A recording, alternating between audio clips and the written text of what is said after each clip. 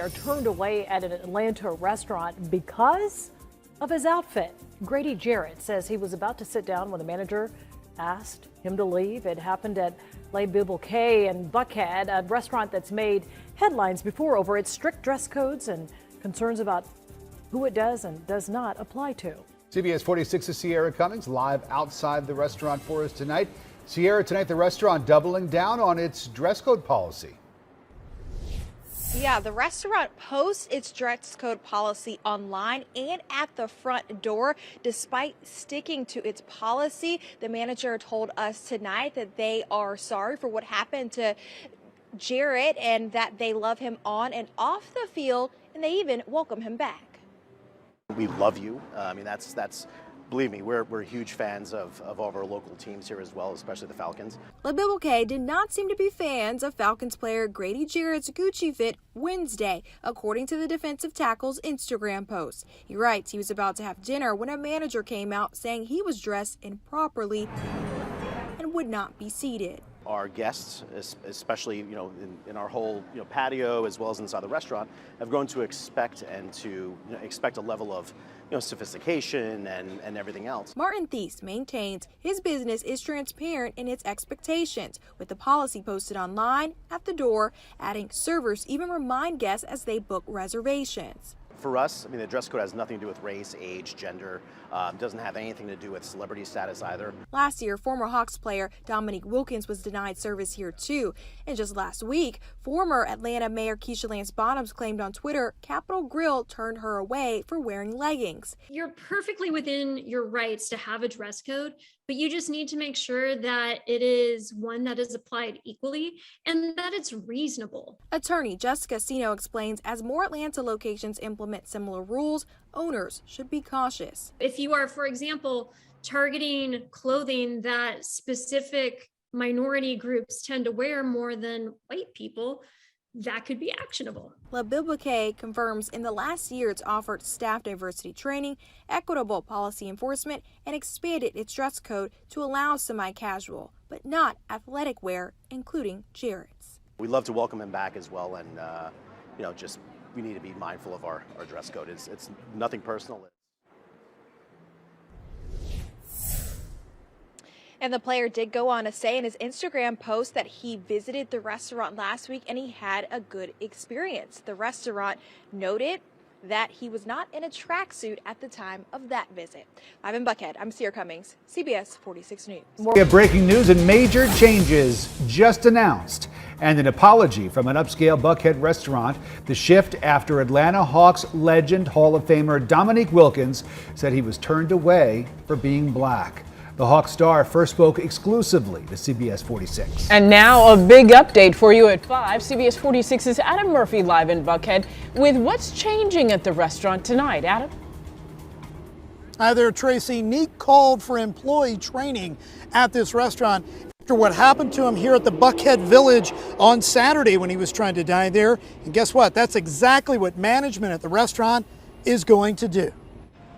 While customers dined at Le Bouquet in the Buckhead Village Monday, management tried to deal with a PR nightmare after turning away NBA Hall of Famer Dominique Wilkins over the weekend.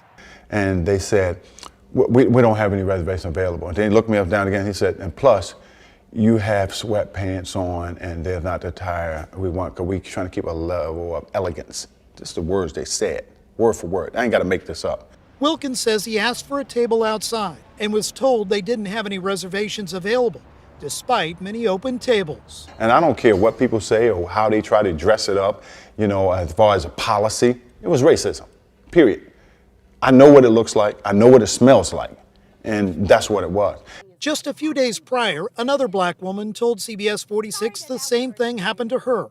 The restaurant manager says racism was not a factor, and a notice of the dress code is posted near the hostess stand inside the business. He was in track pants, and we were being consistent with our policy. If we had let him in because of his celebrity status, we would have been discriminatory towards everyone we've turned away. Management issued an apology to Wilkins and announced these policy changes. They will provide diversity and inclusion training for employees. They will be reevaluating the dress code and eliminating any ambiguities that may lead to misunderstandings, and establishing more rigid protocols to ensure equitable policy enforcement. This is something that I'm never going to forget, I'm never going to forgive, because I have a voice and can talk about it, but what about those people who don't have a voice? Dominique said what they did was wrong, no matter how they try to flip it. He also said this particular experience was much like sitting on the back of a bus. That's how he compared it. Live in Buckhead, Adam Murphy, CBS 46 News. Adam. Hello all, and welcome back to my channel, Red Femme Diaries. Hi all. Well, today you guys, I have a special guest, someone that you've never met before. I'm so excited to introduce you to him. He is, who are you, guess? Your husband, David. Yes, you guys, for the first time, I have my husband, David, here with me, and we are going to discuss a topic that we actually were discussing this morning, and so we decided that it would be a great topic to share with you guys. On the news recently, we've seen several stories about blacks being denied at different restaurants in the Atlanta area. We've heard about Keisha Lance Bottoms being denied at the Capitol Grill, and most recently, the Falcons player Grady Jarrett being denied at Le Bilboquet in Atlanta as well. So, my husband is here because we both have some strong opinions about this. Excuse me. So I'm asking my husband, so babe, what did you think about this story with Grady Jarrett when you first heard it? Well, when I first heard it, I saw the story and I was like, what is this about? So I was like, this doesn't even make sense. I mean, this is a high class restaurant and they have a dress code. And if you're not able to follow the dress code, then you're not going to be able to go in and eat. Just like if you have rules at your specific house and people don't follow your rules, they won't enter your house. Simple. Like if you have to take your shoes off to get into your house and your guests don't take their shoes off, then they're not going to come in your house. Plain and simple. Well, so they have a dress code and they didn't follow directions. So he didn't be able to go into the restaurant and eat. You know what I found interesting about the story, especially with Grady Jarrett, he made a point to say that his outfit that he had on was a $7,000 Gucci tracksuit. And so what I found interesting is that he believed that, and as you can see in the interview that they just had with him, he believed that because he spent $7,000, that was the requirement for him to get into the restaurant. But as we saw in the actual the rules of the dress code, they wanted business attire. So I know my husband has been in business for a long time. So what do you know, or what can you tell the audience about business attire? Does it make a difference that his outfit was $7,000? It has nothing to do with the price. The basic things that you need for a male to wear as a business attire is a dress shirt, a collared dress shirt, and some slacks. And you can literally go to Walmart for $38 and get you a nice shirt and some slacks. So it doesn't matter the cost. It's what you have on. You can obviously see that this was not business attire. It had a string hanging out. So that's like some sweatpants. Just an expensive pair of sweatpants and sweatsuit. Which is, when you see it, you're like, really? He should have took his money back. You know, it's funny because when I saw the video, the comment section, so many people were commenting about how hideous the outfit actually was. Disgusting. Yeah. And, it goes to say about a lot of these sports players that spend so much money on these fancy, expensive clothes, but their mentality is still one that is, like, dare I say, that's still kind of from the hood. The ghetto, straight up. Right. Like, he thought simply because his outfit cost so much money that was what was going to get him in. So let me ask you. So we have all these incidents. We have now Grady Jarrett, Keisha Lance Bottoms. Now, before in Le Bouquet, about 10 to 11 months ago, they had another incident with Atlanta Hawks legend Dominique Wilkins. We just played that video. In his video, he was wearing sweatpants. And at that time, the standard at Le Bouquet was even higher. So they had lowered the standard after they rejected him to accommodate Black Americans. What do you feel about that? What do you feel about them having to lower the standard to accommodate us? No, it's not needed at all. Keep the standard the way it was. I mean, if we too ignorant to not know how to go to a store or your wardrobe and pick out some slacks, okay, and a shirt with a collared, like a collar and button down, a collared shirt. If you're not able to do that, then I don't know what's wrong. What I found interesting in that second clip with Dominique Wilkins, the restaurant, not only did they called it reevaluate their dress code, but they also had to have diversity and inclusion training. And what really stood out to me, and I don't know if you noticed this, was the lawyer. And she mentioned, do you remember what she said? She said something about these restaurants, as they think about their dress codes, that they need to understand that a lot of minorities may not dress the same as white people. Like, I don't know, me personally, I took a lot of offense to that. Because I know, now how long have we been together? We've been together...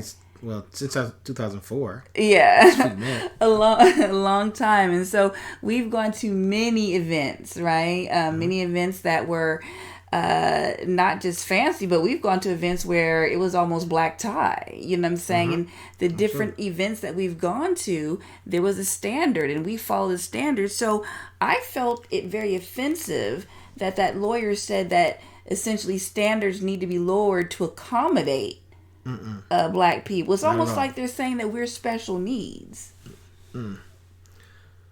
We just, some of us are just ignorant. Some of us just ignorant, and people make mistakes in life because they don't know what they don't know, and they think they know. Right. And it's just hard to change the mindset. I think that was really clear with Grady Jarrett, because in his mind, probably because of his background, he just thought that it was a dollar amount. But it's not the dollar amount. It's simply you want to create an ambiance. You know what I mean? Sometimes you want McDonald's, you want Popeyes, and sometimes plus, you want something a little bit classier. And plus, it was too loud. It wasn't conservative. And usually, business casual is conservative. It's not all about you. Come here, this big old flashy outfit on. It's not about you.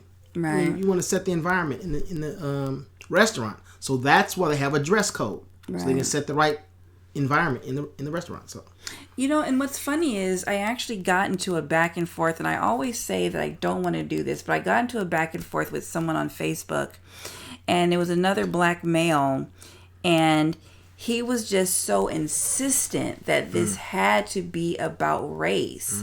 And I just noticed that a lot with Black folk. Everything that I put out, I said, well, his point was that white people want to create these dress codes to kind of keep certain people out. Speaking of us, but I came back and I said, well, wait a minute. There's a lot of Black restaurants and Black clubs and Black comedy clubs that have a dress code as well. And we've been to comedy clubs where there was a certain, like, no sports attire, no sports hats. Right. And so even Blacks do that. Come on now. Exactly. And so in those instances, so that cancels that argument out. Then the next argument came out. Besides that, they said, well, with Black restaurants and clubs, they put a sign out. With La Bouquet, he said they did not put a sign out. But as you saw in the newscast, they had the dress code written clearly in the front. They said it was on their website, and they talk about it in when you make a reservation. So what do you think is this push for Black people to always insist that things like this are about race? What do you think that that's about, babe? Just again, it's ignorance. Just people are just ignorant, and they're listening to so many other people out there, and they're so weak. Yeah, they need to get a backbone and stand up for the truth. Do their own research. Stop listening to the media. Yeah, and get it right. Stop doing what everybody else is doing, and find out the truth for yourself. Well, I agree with you there. When you, I think you said something about weakness, right? Weakness, and there's a bunch of weak people in this country. Right absolutely, and I think Black people especially are targeted. They constantly target us because we are people that are easily manipulated. Yes. Gullible. Oh my God! Everything you see. Oh my God! It's the easy, like fear literally. And gullible. Yeah, absolutely. Like literally, a story like this comes out, so the news media they got you. Oh yeah, you've got Keisha Lance Bottoms, Grady Jarrett. We have these people. We have 3 stories of people that have been denied because of their own ignorance and ability to follow dress code. So now all of a sudden there's this racism. It's not racism. It's not racism. Not at all. I don't believe just it read. Is either. You educated? Can't you read? Aren't you able to read? That's all you got to do is read. But what does it say? But it's like, it makes me wonder, why is it that like this person that I was going back and forth with, why is there this, it's like there's this need for Black people to have racism. I didn't feel it was racist. And so there was an anger like that. Well, you've never experienced racism, but it's out there. And I'm not saying that there isn't racism. There's racism. Absolutely. Yeah. But when we look this ain't it. But this ain't it. And so I think sometimes that when you make everything racist or racism, then it's like nothing's racism. Like the same thing with Jussie Smollett when he came out with that false story there.